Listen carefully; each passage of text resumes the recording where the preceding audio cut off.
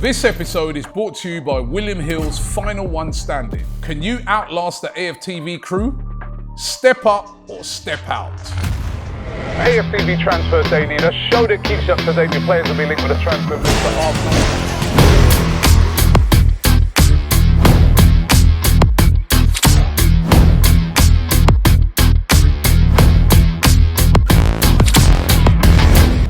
Hi and welcome along to AFTV Transfer Daily, the show that keeps you up to date with players that may link when a summer transfer move to Arsenal. Bit of sun shining. At last over in Hong Kong. It was very, very overcast yesterday. Lots of rain. But today it's looking pretty decent. And Arsenal are in town. Yesterday I was saying to you that the Tottenham team were over there training. Arsenal are training today. They've got an open training session where they're going to be training in front of the fans. And I can tell you, it's absolute fever pitch over here. First of all, there was a big welcome for the Arsenal team at their hotel ahead of the North London derby that's taking place here tomorrow at the Hijack Stadium in Hong Kong. And this Victor Gyökeres fever. Everywhere you go, every Arsenal fan you're talking to is so excited about seeing this signing. I was also reading that his shirt, the number 14 shirt, has broken all records when it comes to sales. Just goes to show when you make a big signing, which gets fans excited, this is what's happened. The number one selling Arsenal shirt with a player's name on it of all time, surpassing people like Thierry Henry. Absolutely incredible.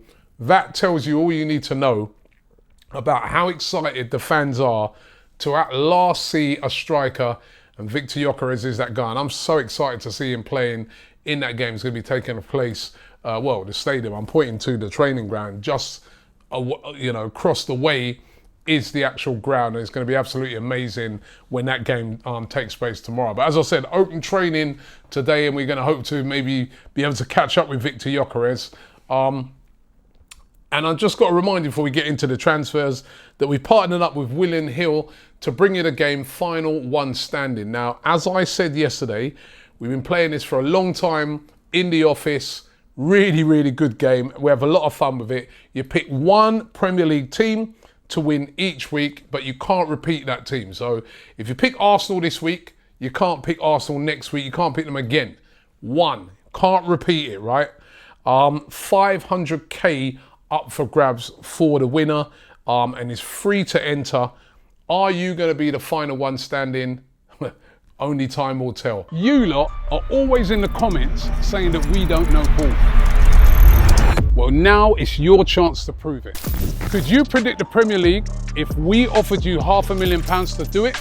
We've partnered with William Hill to bring you Final One Standing. The rules are simple. Pick a Premier League team every week. Win, you stay in. Lose or draw, you're out. But you can only pick each team once. It's free to play, and there's £500,000 up for grabs.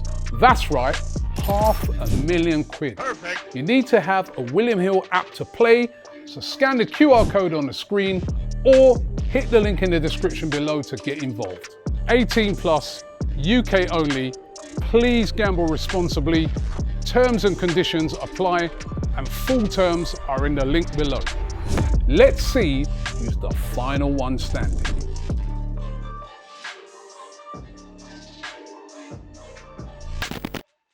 If you're interested, click the link in the description or scan the QR code on the screen. And please, please, please remember, you've got to be 18 plus. It's for people in the UK only, and please gamble responsibly. Full terms and conditions are in the description below. Now, what's going to be happening with Leandro Trossard? This is going to be really interesting. We were having a big debate about this the other day after one of the games, because it was Turkish who was saying, actually. He was going, listen, this guy's been clutch ever since he's been at Arsenal. All right, he may not be the starter, that's not the answer to our starting problems or to our left wing problems, and he may not be the starter, but off the bench, show me many more players that are as productive as Leandro Trossard. How many times has he scored big goals for Arsenal or had a good assist. He's such an important player. But are Arsenal going to be able to hold on to him? 1 year left on his current contract. Teams have been interested in him. And today we're hearing that Borussia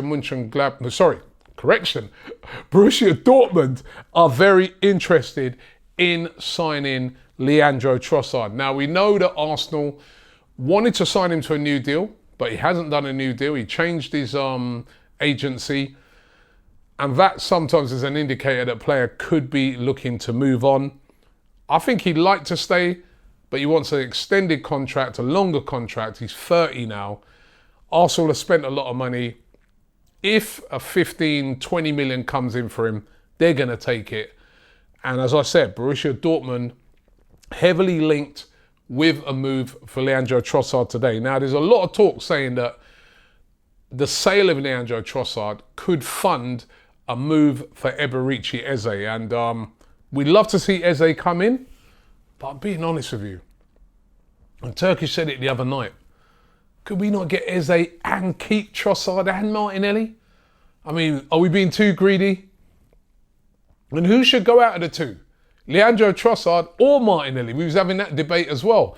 Obviously, Martinelli a lot younger. I mean, they're two popular players right now, but one of them looks like they're going to probably go, and that's probably going to be Leandro Trossard, as I said, to fund Eberechi Eze. Now, it's turning into Eze daily. I know that. We're talking about him absolutely every single day. This was really interesting. I saw some of the stuff coming from Glasner, the manager at Crystal Palace. He doesn't seem to be a very happy guy at the moment with the situation that's going on at Palace, right?